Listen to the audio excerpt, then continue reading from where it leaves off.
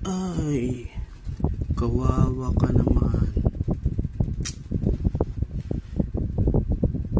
Bibitayin ka na bukas. Mag-request ka na kung anong kakainin mo. Magsabi ka na sa akin. Bibitayin ka na bukas. Ni Sir. Ano gusto mong kainin? Dali na, yung pinakamasarap. Pork chop, adobo,